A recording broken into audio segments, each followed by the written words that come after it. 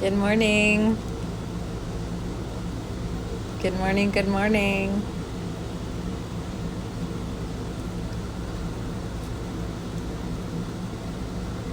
Wanted to jump on a little early just to see if anyone was interested in chatting about this day, their thoughts, sharing what International Yoga Day means to them.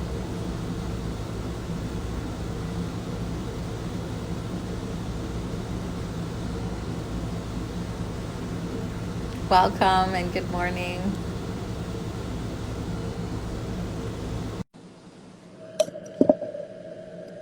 So, what are your thoughts on International Yoga Day? I just let somebody know that I had to jump on this live, and they said, International Yoga Day? That sounds very colonized. So, the immediate response from someone who's not even South Asian was essentially the appropriate response. So, who wants to chat about this? Give you guys a request to join. If you want to jump on and chat about what this means to you. So as we talk about International Day of Yoga, there are some key things to address about the actual event. What are some of your questions about this International Day of Yoga? When did it strike you first? When did it strike you that this was a holiday? So I want to invite you to chat with me, and also my contact might fall out. Does anyone know what the theme for this year's International Yoga Day is?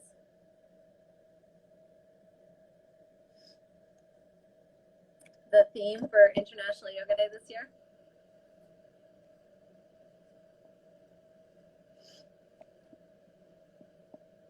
Hi, Melissa. If you can, jump on for the next 10 minutes. We're just chatting about this whole event, and I would love to talk to you about your article today in Anti-Racism Daily. You can just request to join if you're in the condition to.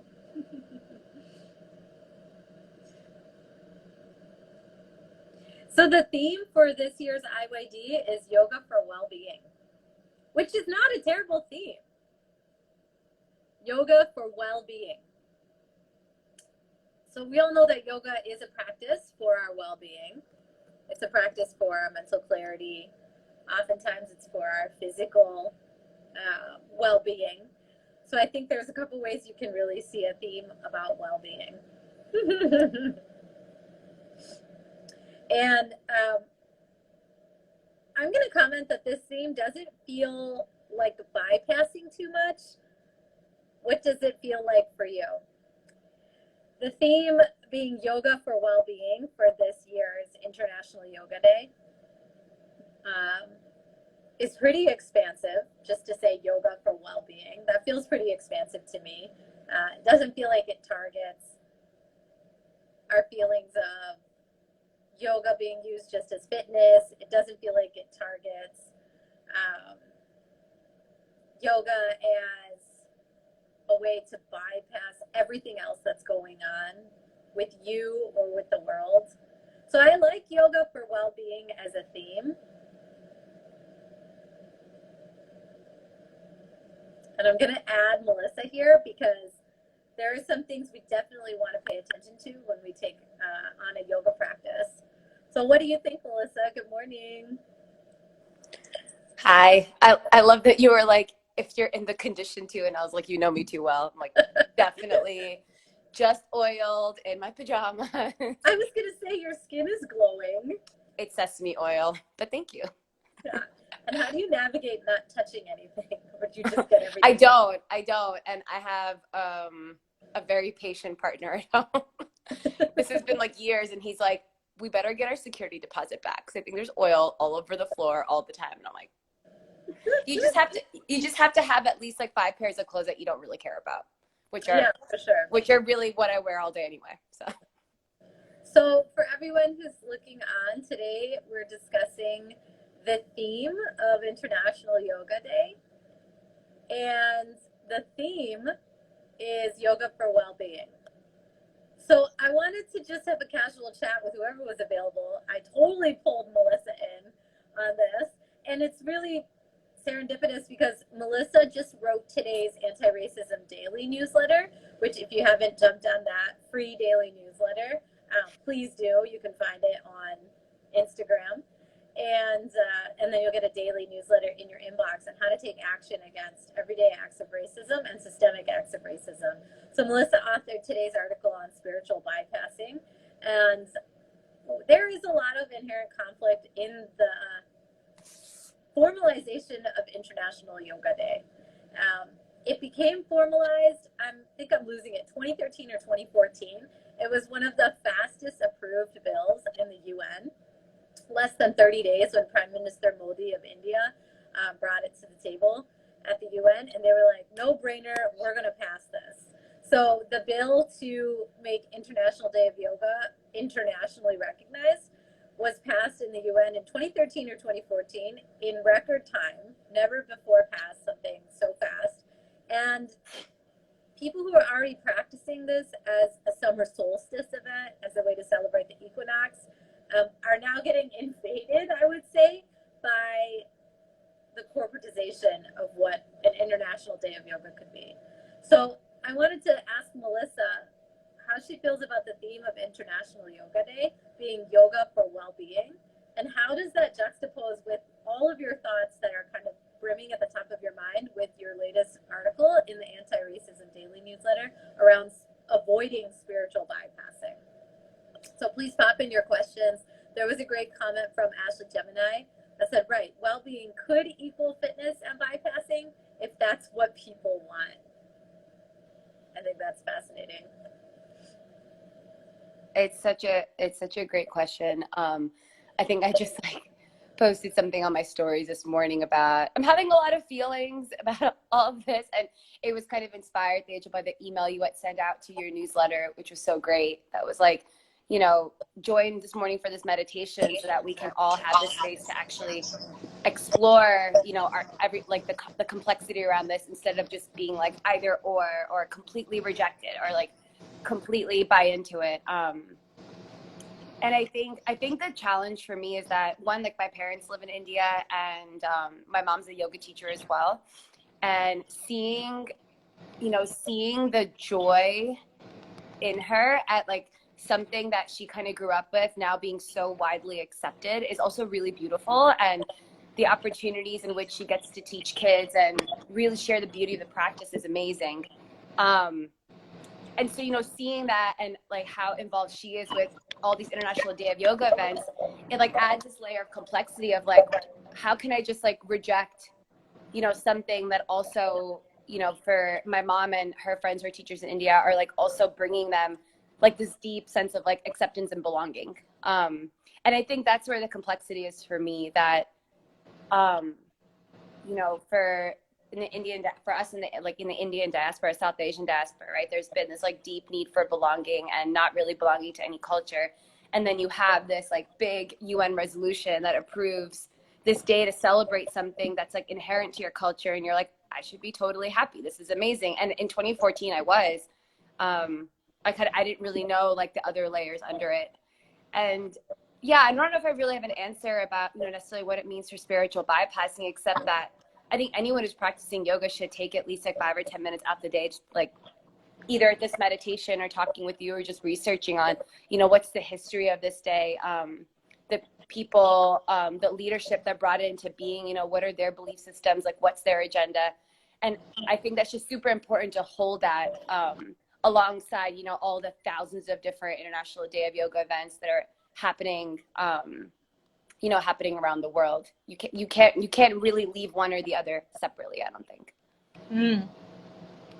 So I hear you talk about your mom being a yoga teacher. And I don't know if people know this, but your parents are officially relocated back to Gujarat in India. And so they came here, they did the thing, which was potentially create a structure for a better life for their daughters. And then they were like, okay, we're ready to go back. And so they went back, and now they're doing their thing in India. And you talked a little bit in your article about the model minority myth. Hi, JP. We're just having a casual chat. If you want to request to join, we can add you in. So you talked a little bit about the model minority myth and how divisive it is between the Black and brown communities. And also how, well, I don't think you mentioned this because you couldn't mention everything in your article. And it was great for... I tried. No, it was great. I was like nodding and feeling all the feels. And the one thing I wanted to address is that what makes this complicated on another level within America, within U.S., is that, hey, JP, is that our immigration, in large part, South Asian immigration, and I'm talking about the majority of South Asians immigrating to America, was due to the Civil Rights Act of 1960. Totally. Passed.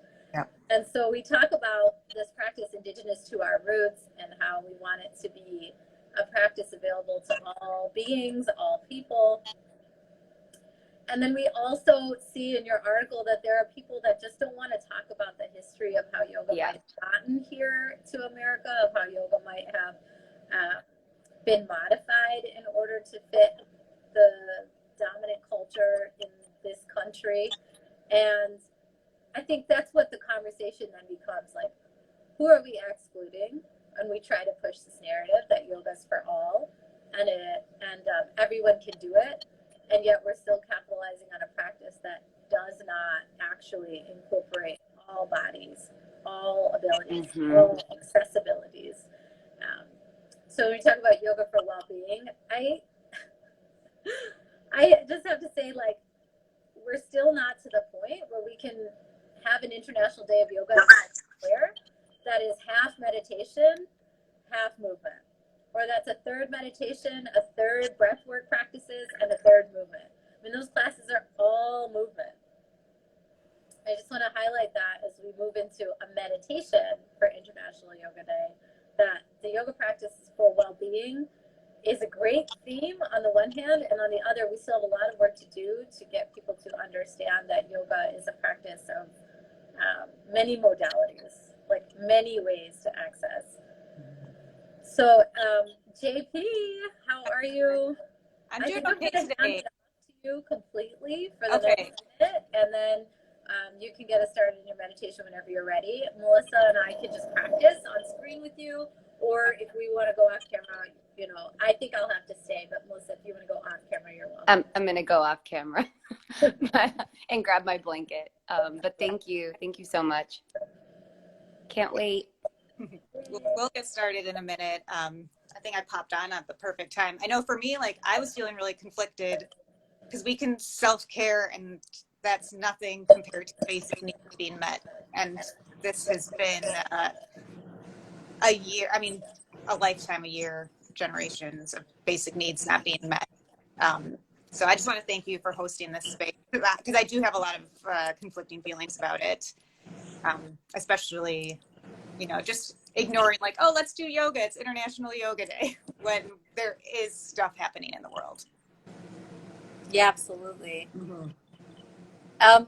What would you say some of that stuff is that's kind of affecting our ability to just see this as one of the most positive things that could ever happen for the South Asians in the diaspora? I know, like that is the hard thing. So I started teaching in 2015 and then it was announced. And it was like such a big deal for me. I was so proud.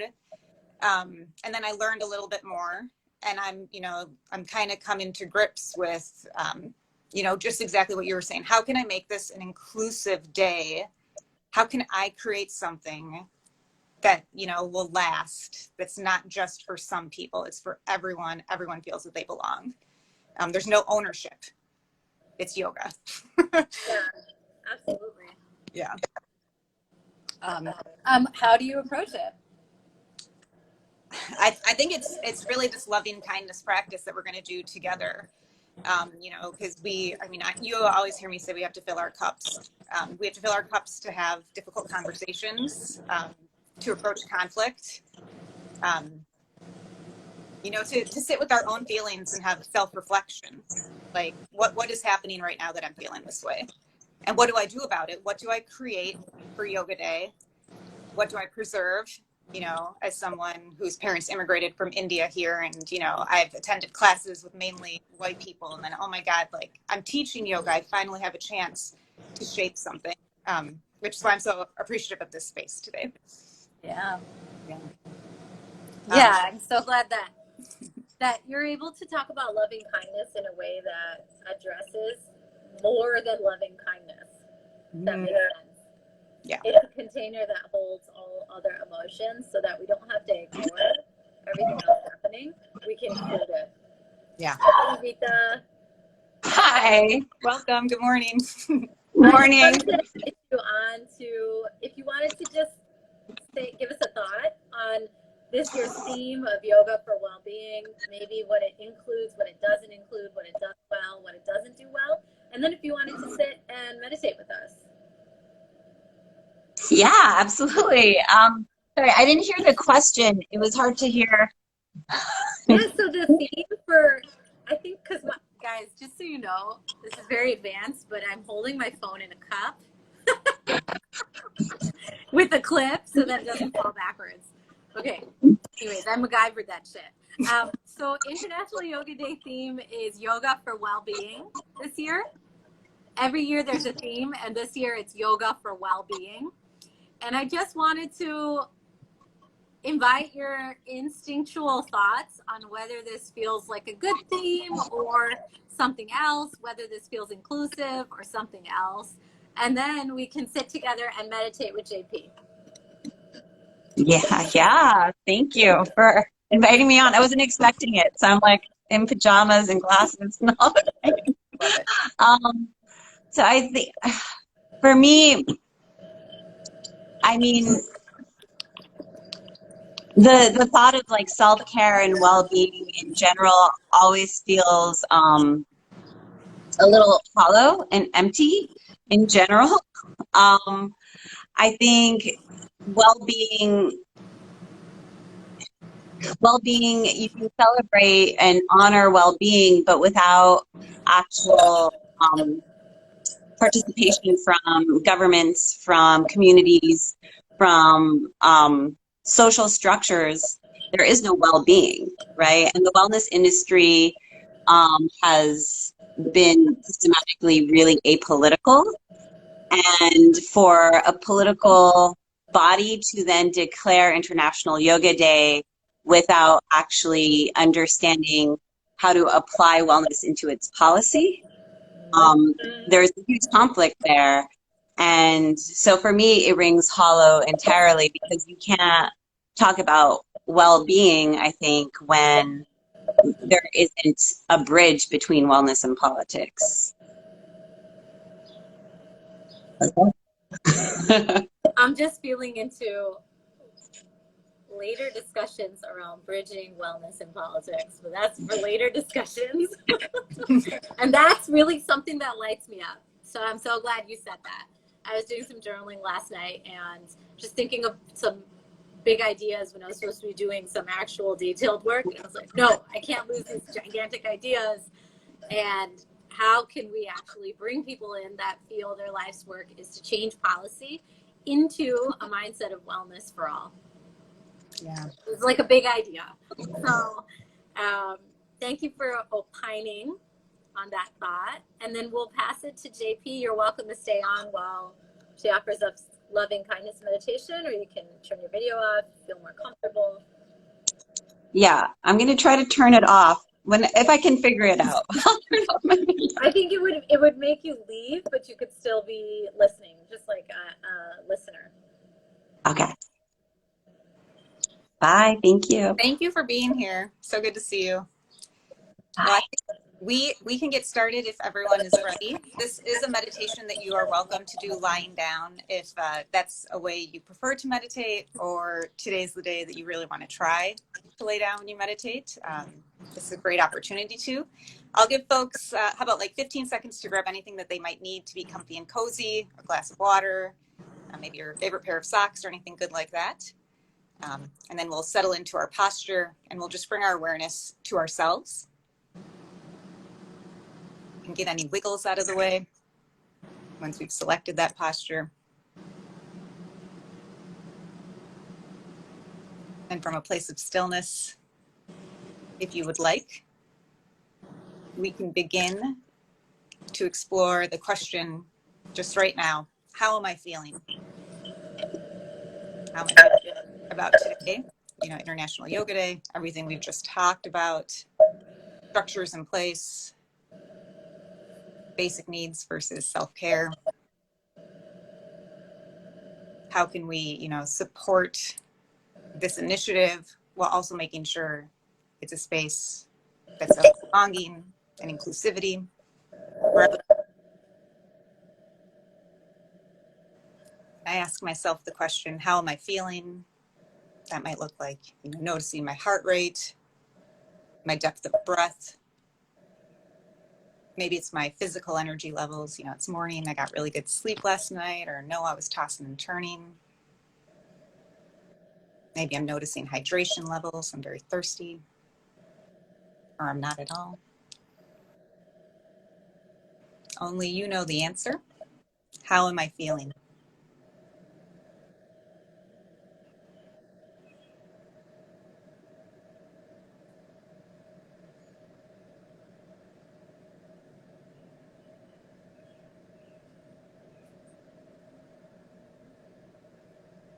I'll be offering up some affirmations as we continue with a little bit of self-awareness. So you're welcome to speak them aloud. You can also think them to yourself, have that little bit of inner monologue.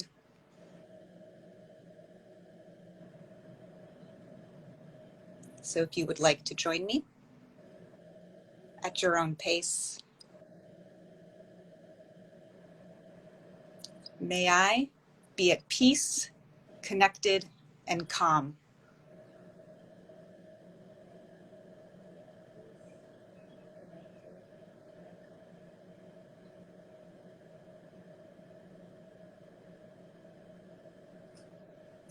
May I know what it is to feel loved, protected, and safe.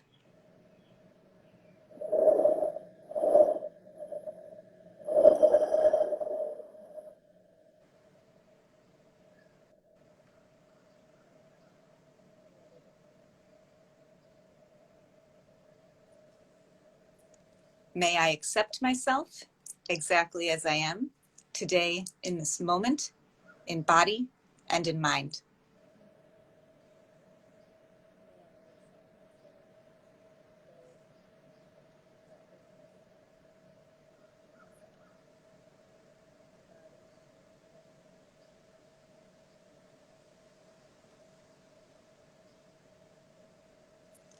May I remember that I can hold myself accountable without causing suffering.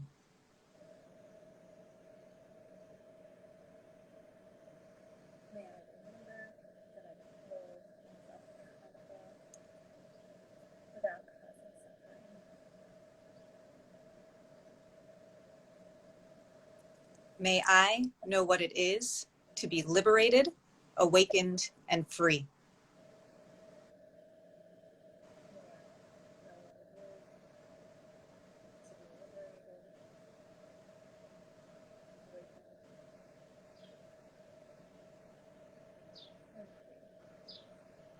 We can continue with self-awareness, or if you would like to do so, we'll bring to mind a beloved.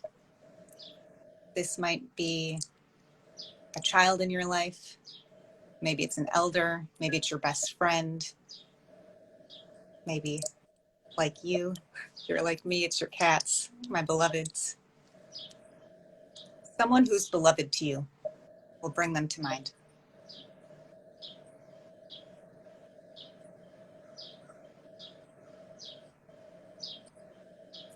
May they be at peace, connected, and calm.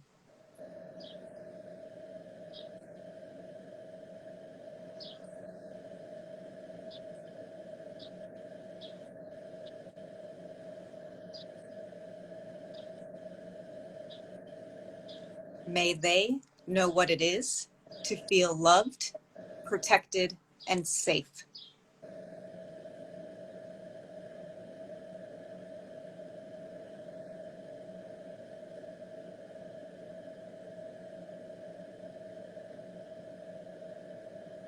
May they accept themselves exactly as they are today in this moment, in body and in mind.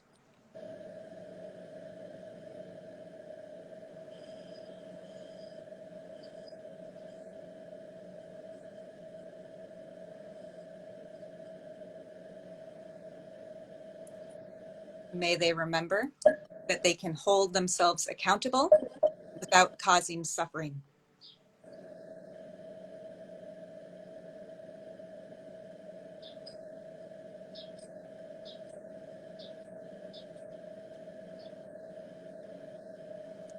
May they know what it is to be liberated, awakened, and free.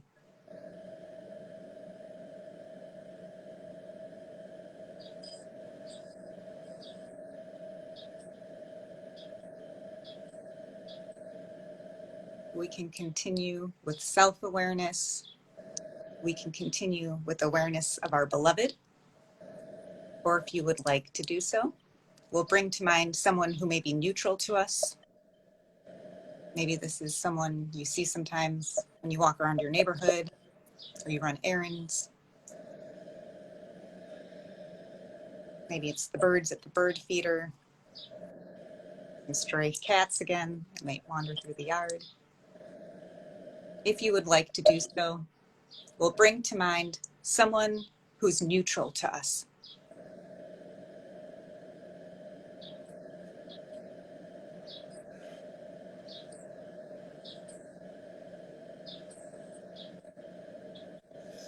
May they be at peace, connected, and calm.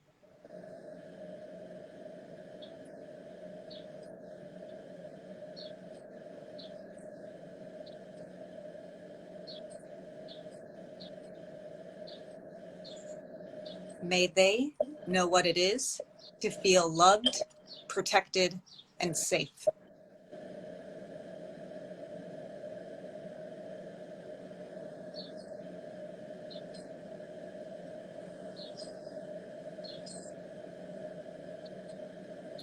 May they accept themselves exactly as they are today in this moment, in body and in mind.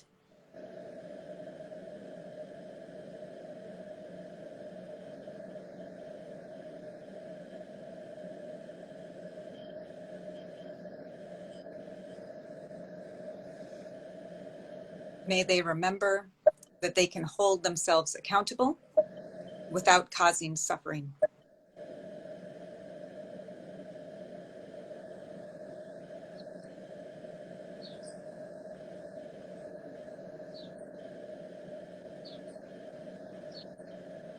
May they know what it is to be liberated, awakened, and free.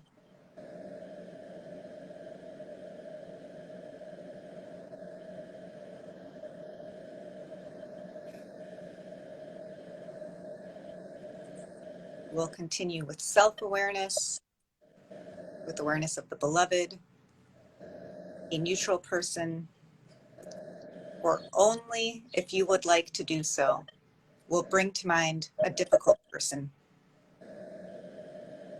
So this may be someone you have conflict with right now. Maybe it's someone you avoid.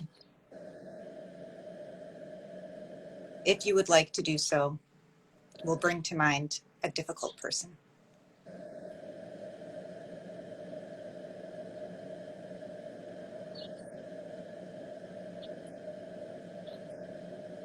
May they be at peace, connected, and calm.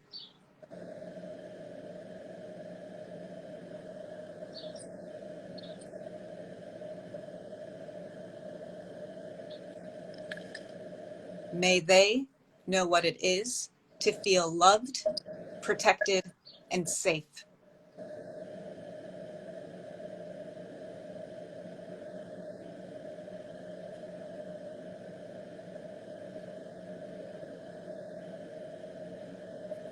May they accept themselves exactly as they are today in this moment, in body and in mind.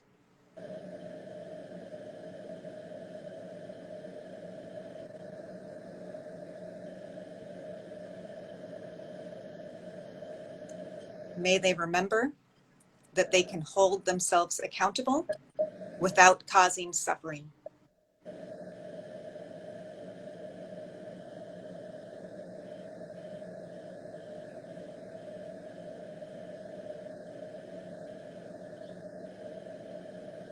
May they know what it is to be liberated, awakened, and free.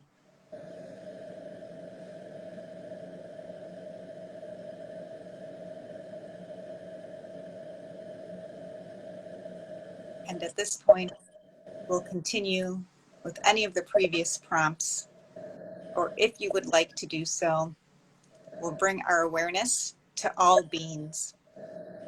So fin, fur, feathers, leaves, roots, every being, if you would like to do so.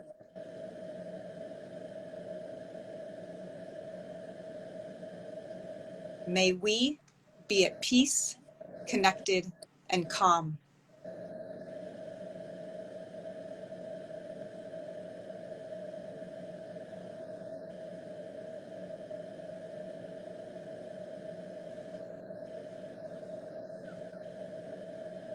May we know what it is to feel loved, protected, and safe.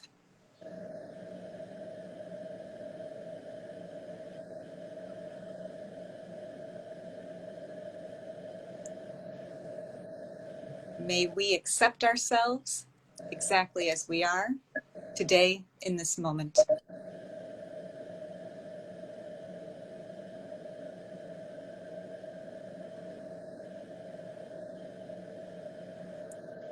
May we remember that we can hold ourselves accountable without causing suffering.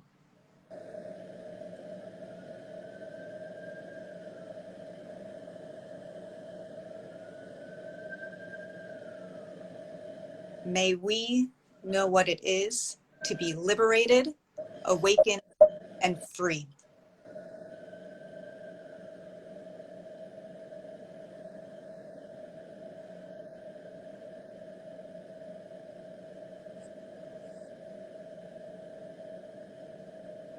And if you would like to do so, we'll check back in and ask ourselves, how am I feeling? We're simply taking inventory. There's nothing to correct about this. No right or wrong answers. We ask and we listen.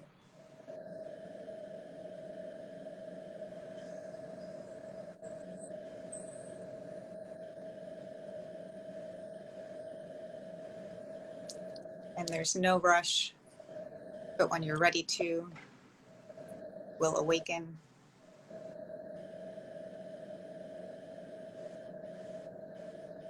And you're welcome, folks, to share anything you would like in the chat. Otherwise, I have so much gratitude for you all being here with us today and letting us create a space that we wanted to be in with you.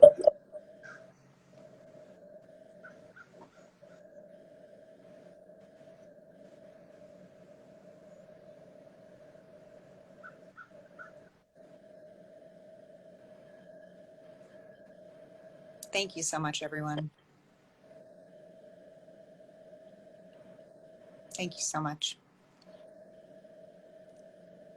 So lovely to see you all. Thank you for being here. I hope you felt a little emotional there. It is an emotional practice for sure. It's changed my life. I can't, I'm very biased about this practice because it's changed my life so much.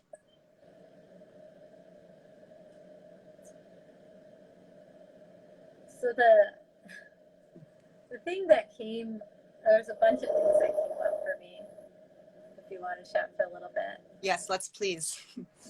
I mean, anytime we take pause, we're taking inventory, and we're noticing like the levels of emotion within ourselves, so that it's like, for me, it feels like a non-aggressive way to watch water boil, because certain things come up to the top, and it takes time for that to happen. That's, I always say I make terrible yoga teacher jokes, and that's literally one of mine. What bubbles to the surface? That's not terrible.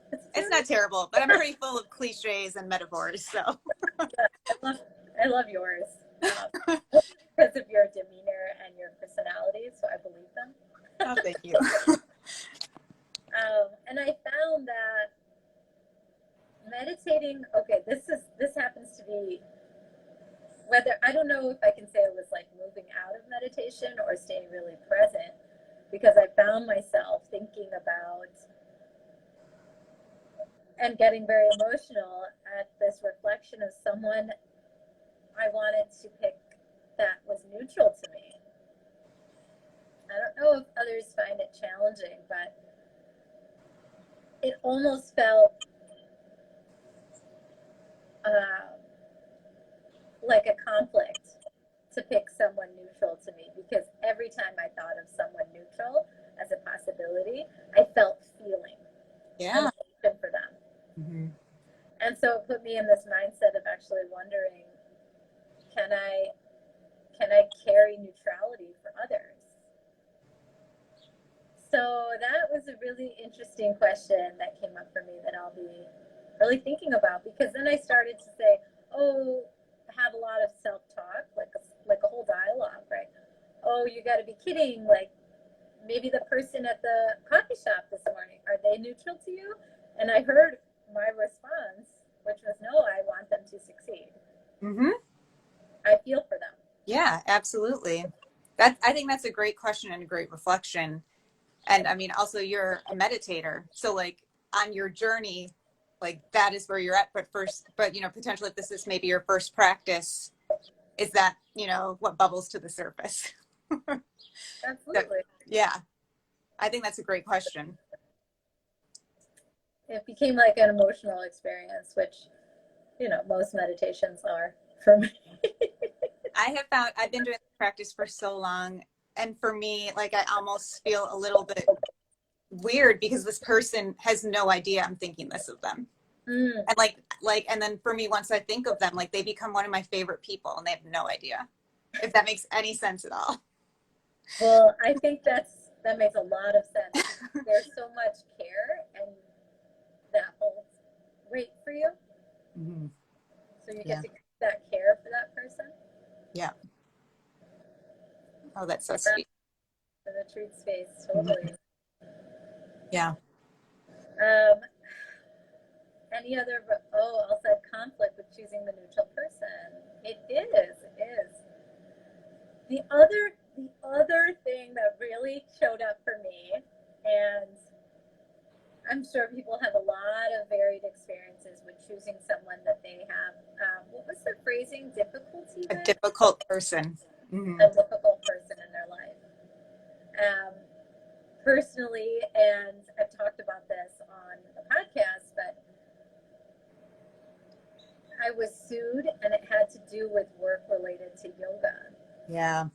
And so when I think about someone that I wish healing for, it is that person. Mm-hmm. And that carries a lot of conflict for me. Yeah.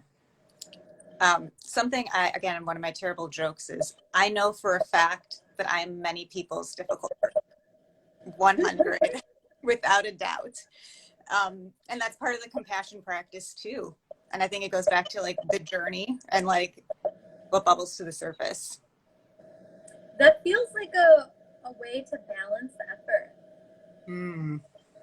And when you said that, it almost felt like I can put all this thought and emotion into the difficult person in my life that's not actually active and present in my life, and balance that out with the knowing that I may present as the difficult person in Mm. any given person's life that I've come across or not even come across. Yeah. Mm. Yeah, I definitely think like it is a choice. And I think that we are humans and we're allowed to say, today this practice, I can't hold this. You know, I can't be this for the difficult person today. I think that's totally reasonable. And again, like self-care, basic needs, take care of yourself.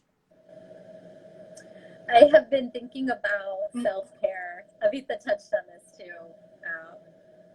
And in fact, the Yoga for Wellbeing theme for International Yoga Day is a way they have created that theme, and then they've woven in the conversation around the global pandemic and the toll it has taken on mental health of the global community. And I think that's smart. I think it's relevant, and it's something that needed to happen. But like many initiatives, this whole initiative misses many marks. So there's that as well. And it's just like any experience, right? There are good things about it. There are things that we wish were different or hoped could be improved on next go around. But this idea that self-care